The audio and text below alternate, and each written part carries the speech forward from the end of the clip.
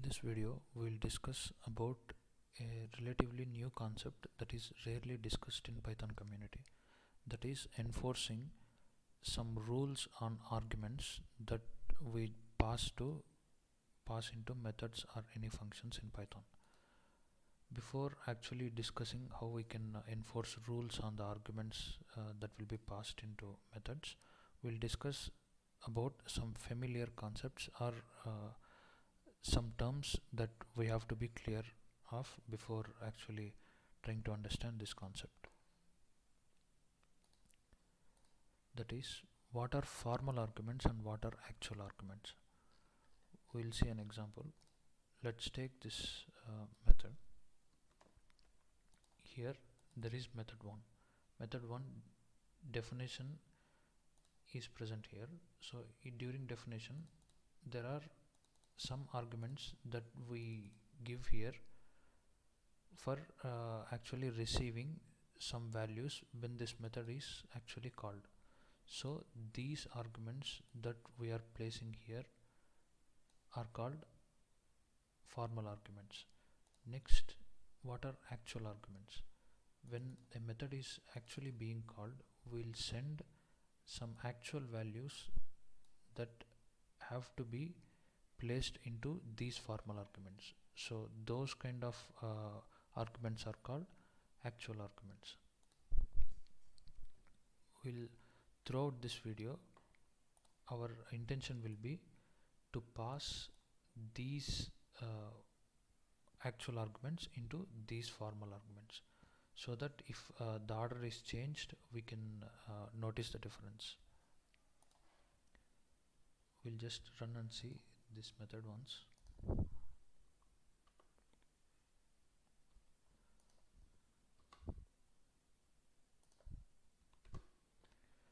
So these formal arguments receiving these actual arguments. Now that is the definition of what are formal and actual arguments.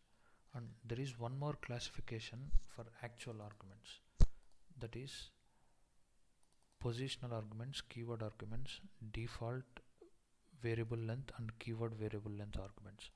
In this video, for understanding this concept of enforcing a rule on arguments, we'll be discussing mainly these two concepts only. What are positional arguments and keyword arguments.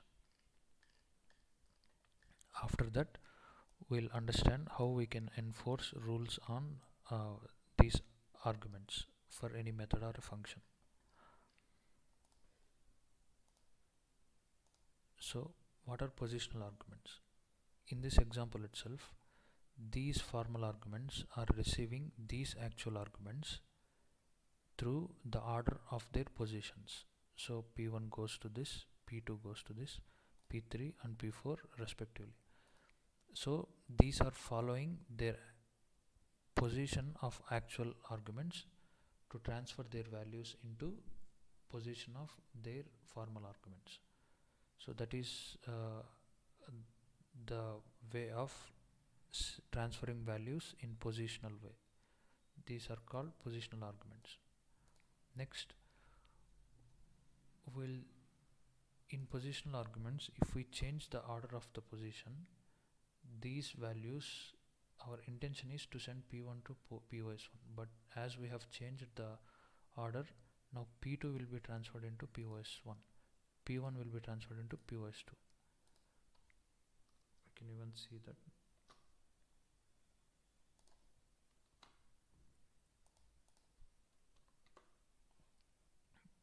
P1 is supposed to be received by POS1, but here because of the order change and because these are positional arguments and because of the order change, the order has been reversed.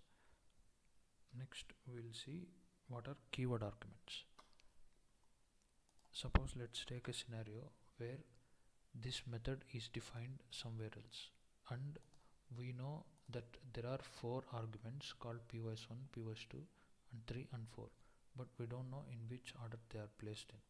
So in that case, we want to explicitly pass these actual arguments into these positional arguments in keyword argument method.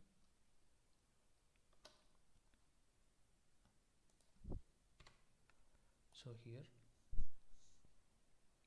we don't know the order in which these arguments are actually receiving, these formal arguments are actually receiving these actual arguments. So here we are explicitly defining, we are explicitly mentioning the formal arguments into which these actual arguments are supposed to go. Pos1 should receive p1 and 2 this p2, and even though we reverse the order of p4 and p3, we are mentioning pos4 and pos3 here. So that is why as keywords are being mentioned here, they will actually receive them correctly. We'll see the output here. The order is these actual arguments received correctly by these formal arguments. Next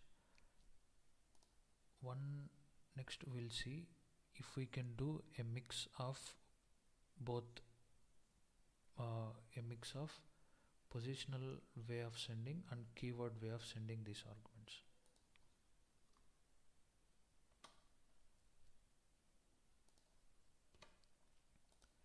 Here P1 and P2 are being sent into these two formal arguments through positional way, and these two are being sent into these two through keyword way, even though the order is reversed.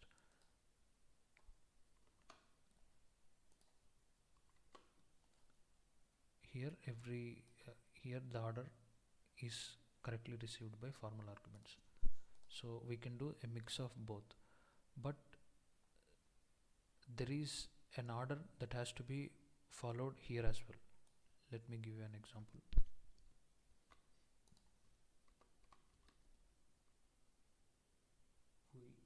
We cannot send keyword arguments here and next positional arguments here, but we have to send positional arguments first, next keyword arguments.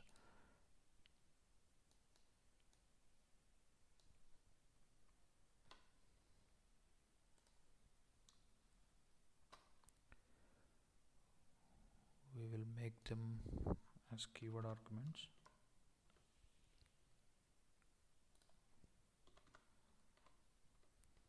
And we'll try to send these two as positional arguments.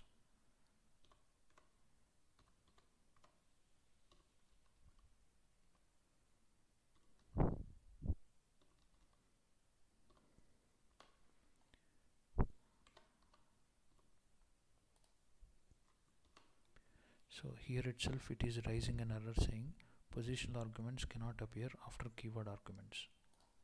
So this is invalid way of sending. The valid way is positional arguments have to come before keyword arguments.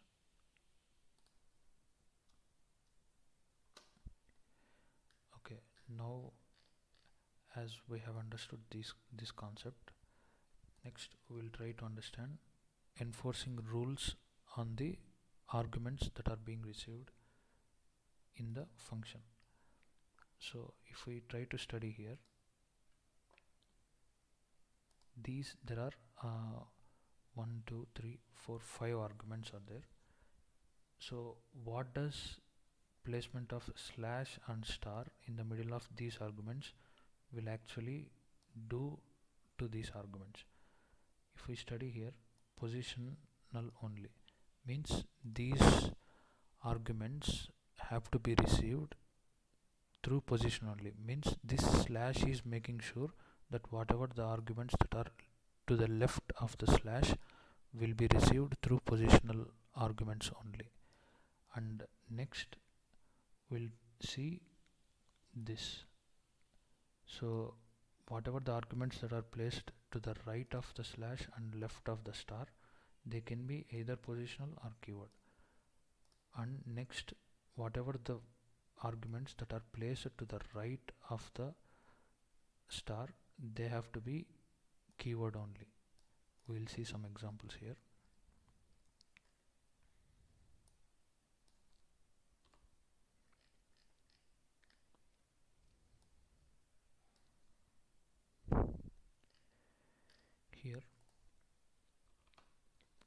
here as we discussed above, these all arguments are to the right side of the star, means all these things have to be all these arguments have to be uh, sent values through keyword arguments only. So here in this call there is a mix of positional arguments and keyword arguments. We'll try to run this and see what happens.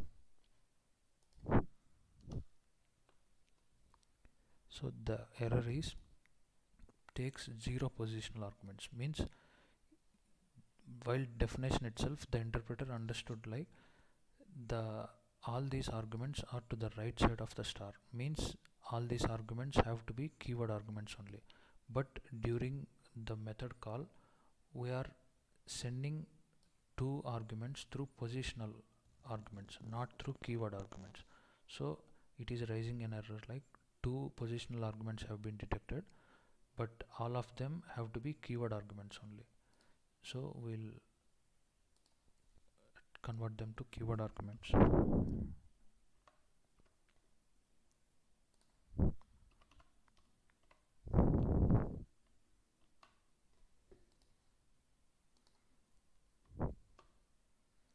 So now this star, because of this star, we have to explicitly send all these arguments through keyword arguments only.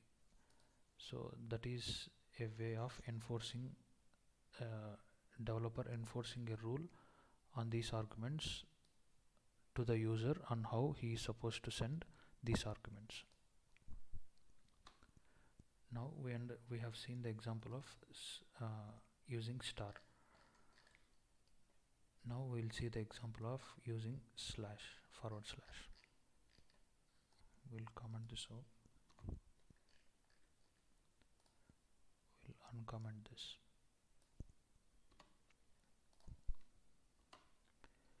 Here if we can see during definition, these formal arguments are to the left side of this slash. From document we understood like whatever the arguments that are to the left side of forward slash, they have to be sent through positional arguments only, not through keyword arguments. This is an explicit rule. So we will see what happens here. These have to be only positional arguments, but we are sending here through keyword arguments. Now it should raise an error.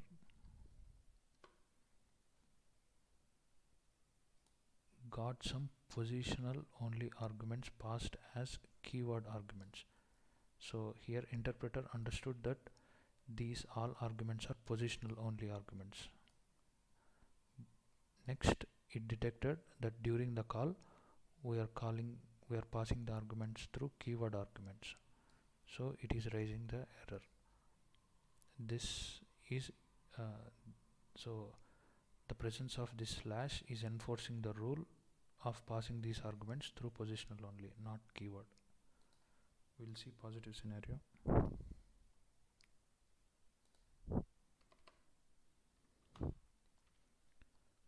All these values are being passed through positional arguments, so that is what this slash is enforcing here. Anyway, we'll see the output. So this works, and in any example we can use the combination of even forward slash and star in the single method definition itself according to the need. Thank you.